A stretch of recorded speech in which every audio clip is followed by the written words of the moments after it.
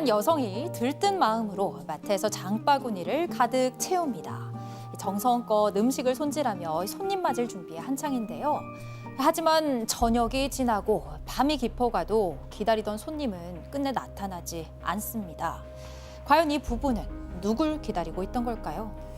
자, 추석 연휴를 앞두고 이 말을 해야 될까 말아야 될까 고민에 빠진 사방 가족분의 제보입니다. 네, 제보하신 분은 60대 남성입니다. 작년 말에 하나뿐인 외아들을 결혼을 시키셨어요.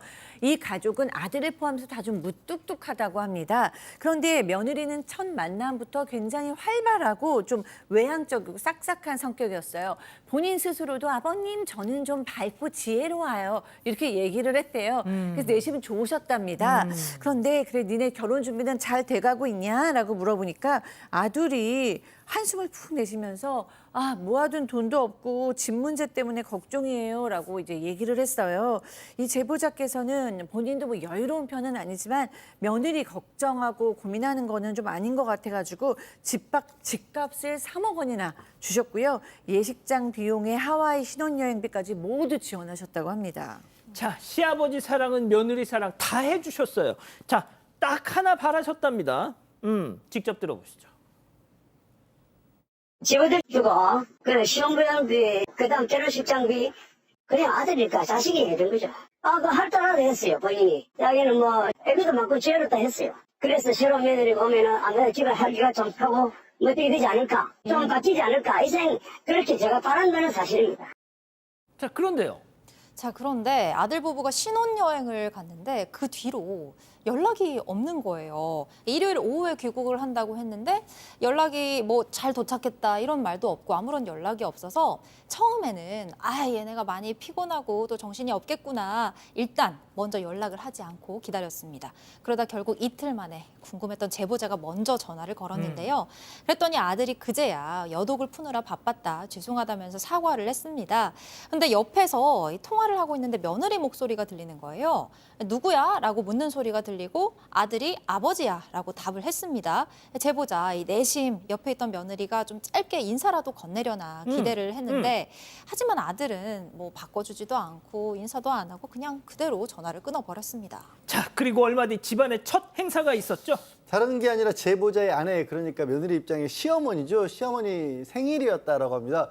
뭐 아들도 오겠다라고 얘기도 했었는데 그런데 약속한 시간이 3시간이 지나도 오지 않더니 온 거는 아들 혼자였습니다. 며느리는 오지 않았던 거고 어떻게 된 거냐면 두 사람이 오는 길에 기차 안에서 싸워가지고 집 근처까지 왔어도 그 싸움이 이어졌던 겁니다. 거기서 화를 내면서 며느리가 그냥 자기 혼자 가겠다고 돌아가 버린 겁니다. 기차까지 타고 와서? 예, 그러면 그래서 아들 혼자 왔다고 하니까 이건 좀 너무 황당하잖아요.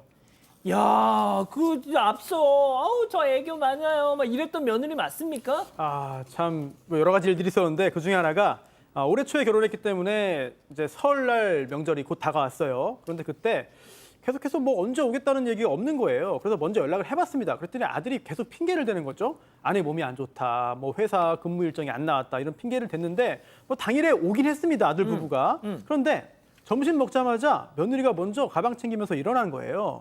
내일 출근이다. 그리고 기차표를 예매했는데 2시간 뒤다. 근데 제보자는 아니 버스는 많은데 기차를 꼭 타야 되냐 이런 생각이 들었지만 일단은 그냥 넘어갔습니다. 아니 밥 먹으러 왔어.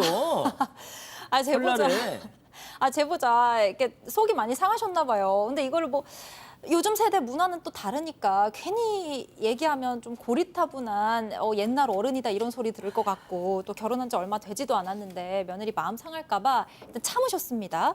그러던 중에 이제 최근에 안사돈의 생일로 아들 부부가 오기로 했대요. 그러니까 제보자 부부랑 사돈댁이 굉장히 가까워요. 같은 동네에 살고 차로 10분 거리입니다.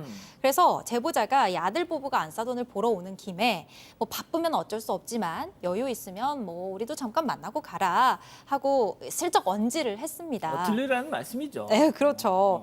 아내 역시 뭐 애들 못 오겠지라고 하면서 혹시나 하는 그 기대감에 장까지 봐서 아이고야. 이렇게 같이 기다렸는데 아들 부부는 뭐 오겠다 말겠다 못 온다 갈 수 있다 아무런 말도 그냥 없이 아예 연락도 하지 않고 그냥 집으로 돌아갔다고 합니다. 참으실 수 있겠습니까? 직접 제보자 얘기 들어보시죠. 아따 가면은 앉아도 좋으니까 불편하면은 그냥 집에서 잠들었다 가면 되는데 그런 것 없이 그냥 가버려. 물론 우리 아들놈이 내가 아들놈 잘못해서 그렇겠죠. 결혼하시면 그래도 시가하고 좀 취해보려고 인사라도 하고 좀 뭐 아이고 어머니 아버님 잘 계세요 뭐 떴네 고생합니다 한마디 좀 하고 일절 안 보이서 한 번도 안 적겠다니까. 그게 지금 화나셨어. 화나실만 하죠. 화나셨어. 여기까지 느껴져요. 그게 그럴 수밖에 없는 사연이 또 있습니다. 어. 이게 제보자 아내분이 우연히 가깝다고 그랬잖아요. 마트에서 안사돈을 만난 거예요. 그래서 차를 한 잔 나누셨답니다. 네네. 그랬더니 그러니까 사위, 그러니까 이 제보자분의 아들이죠. 칭찬을 그렇게 하는 거예요. 이 요즘이 이렇게 사이가 이렇게 예의 바른 사이가 없다고. 신혼여행 갔다 와서 직접 또 인사까지 하러 찾아오니까 너무 좋더라고. 잠깐만요. 아까 신혼여행 갔다 와서 이틀 동안 연락도 안 했다고 했잖아요. 전화도 지금 제보자분이 먼저 전화하셨다고 했잖아요. 근데 동네가 가까운데 사는데 그 사위, 그러니까 장모는 뵈러 가고 아버지 어머니는 보고 가지 않았던 거예요. 그러고 나서 또 그 뒤에 듣는 얘기가 아이고 우리 사위가 일주일에 한 번씩 안부 전화도 하는데 너무 고맙다 이러더라는 겁니다. 자, 손 변호사님, 뭐 애들 잘 살면 그걸로 만족해야지 뭘 자꾸 연락하고 오고 이런 걸 바래라고 하지만, 그러려면은 해줬던 거 자기들이 집이니 뭐니 이런 거 받으면 안 되지. 그랬으면 좋겠는데 이미 받았고 또 이렇게 지원해 주는 게 조건 없이 준 거잖아요. 그러다 보니 굳이 법적으로 따지자면 돌려받을 방법은 없는데 또 이걸 달라고 하면은 지금도 사이가 이런데 더 멀어질 가능성이 있어가지고 굉장히 난처한 거죠. 교수님이 정리 좀 해주세요. 네, 충분히 화나시고 괘씸하고 서운하실만 합니다. 네, 여러모로 지금 그런데요.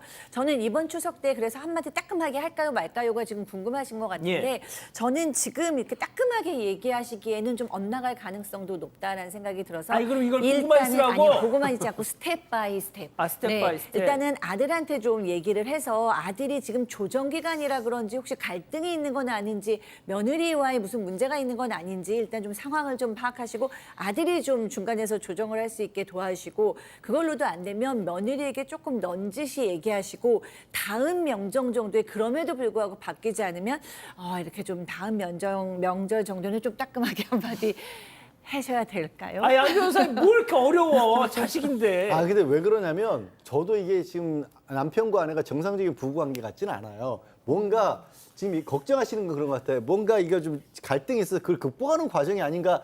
아니면 왜냐하면 저런 얘기를 하시는 게 박 소장님이 하시는 게 너무 이해가 안 가니까 애써 이해해 보려고 노력하는 것 같습니다만 저는 아닌 것 같아요. 예, 그렇습니다. 이번에 추석 때 따끔하게 한마디 하세요, 그냥.